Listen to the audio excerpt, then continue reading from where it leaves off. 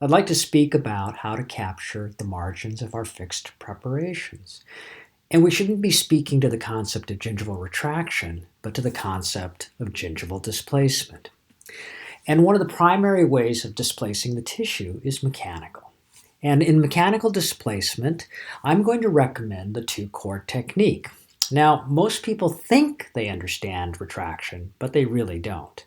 The first chord placed at the bottom of the sulcus is to cause or to create a vertical displacement.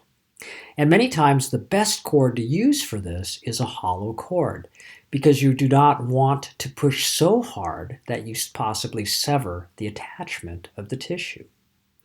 The second chord will be a solid chord and it'll be thicker, and this will create the horizontal displacement to create room for our impression materials.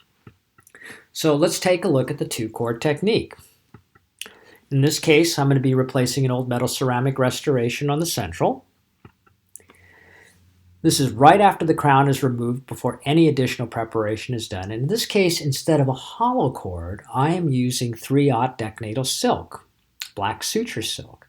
And the reason I'm using it is, again, it stays in place without much pressure, so we're not going to damage the sulcular lining.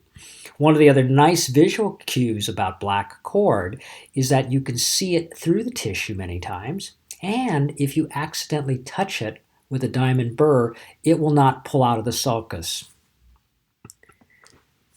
Here's the preparation completed. I cleaned it up and went with a medium heavy chamfer, and now I'm ready to place my second chord, my horizontal displacement. But note that I did not carry my margin any more apically than the first chord dictated.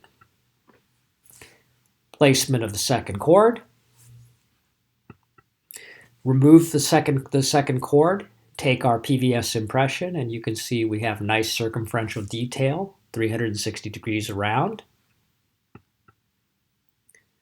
And here's the definitive metal ceramic restoration that was placed. And please note the quality of the tissue.